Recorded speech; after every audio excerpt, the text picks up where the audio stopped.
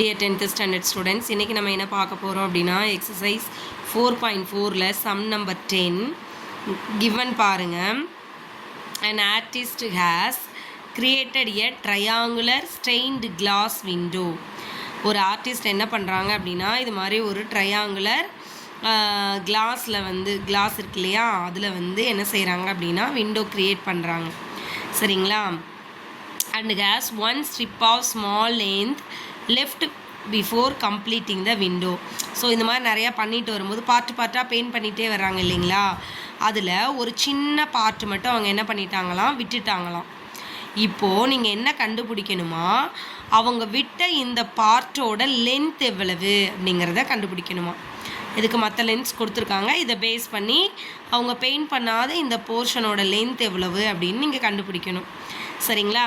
இப்போ இங்கே பாருங்களேன், ஃபிகர் கொடுத்துருக்காங்க. ஃபிகரில் இருந்து பார்த்தீங்க அப்படின்னா உங்களுக்கு இந்த மாதிரி லைன்ஸ் போகுது இல்லையா, இந்த லைன்ஸ் எல்லாமே ஒரு பாயிண்ட் வழியாக போகுது இல்லையா.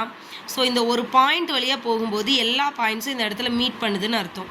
இப்படி மீட் பண்ணால் இதுக்கு பேர் கன்கரண்ட். கரெக்டுங்களா? ஸோ கன்கரண்ட் அப்படின்னு வந்துட்டாலே நம்ம என்ன யூஸ் பண்ணிக்கலாம் அப்படின்னா சீவாஸ் தியரம் யூஸ் பண்ணிக்கலாம். சரிங்களா? ஸோ அப்போ சீவாஸ் தியரம் படி BF by FA into AE by EC into CD by DB எழுதலாமா? ஈக்குவல் டு ஆன்சர் என்ன 1.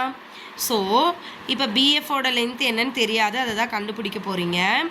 எஃப்ஏவோடது 5 இன்ட்டு ஏஇயோடது 3 ஈசியோடது 4 இன்ட்டு சிடியோடது 10 நெக்ஸ்ட்டு பிடியோடது 3.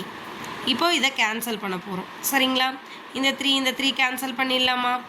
அடுத்து இந்த 5ஐயும் 10ஐயும் கேன்சல் பண்ணிங்கன்னா 2 மட்டும் கிடைக்குமா? இந்த 2ஐயும் 4ஐயும் கேன்சல் பண்ணிங்கன்னா 2 கிடைக்குமா? இப்போ உங்களுக்கு ஃபைனலாக எவ்வளோ கிடச்சிருக்கு? BF by 2 is equal to 1. உங்களுக்கு இதுலேருந்து பிஎஃப் தானே வேணும். So 2 centimetre. ஒன்றும் இல்லை, பிக்சர் கொடுத்துட்டாங்க, கொடுத்துருக்கிற பிக்சரில் இருக்கிற லைன்ஸை வச்சு தான் இது என்ன தியரம் யூஸ் பண்ணுறோம் நம்ம கண்டுபிடிக்கிறோம். சரிங்களா? ஸோ அப்போ அந்த லைன்ஸ் எல்லாமே ஒரு பாயிண்ட் வழியாக போகிறதுனால நம்ம கன்கரண்ட்னு எடுத்துக்கிறோம். ஸோ கன்கரண்ட் அப்படின்னா நீங்கள் கண்ணை மூடிட்டு சீவாஸ் தியரம் யூஸ் பண்ணிக்கலாம். சீவாஸ் தியரத்தோட ஆர்டரே ப்ராப்பராக இப்போ இங்கே ஆரம்பிக்கிறீங்க அப்படின்னா எகெயின் இந்த ஆர்டர் அப்படியே வரணும், கரெக்டாக வரணும், திரும்ப இந்த பாயிண்ட்லேயே வந்து முடியணும். சரிங்களா? சீவாஸ் தியரம் மனப்பாடம் கூட பண்ண தேவையில்லை, ஜஸ்ட்டு ஒரு ட்ரையாங்கிளை வரைஞ்சிட்டு அதில் இப்படி பாயிண்ட்ஸை மார்க் பண்ணிட்டீங்கன்னா அந்த ஆர்டரை நீங்களே எழுதிடலாம். BF by FA, AE by EC, CD by DP.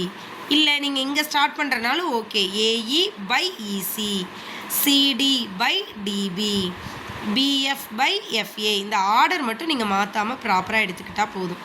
இதுக்கு உட்காந்து மனப்பாடம் பண்ணணும்னு அவசியம் இல்லை. சரிங்களா?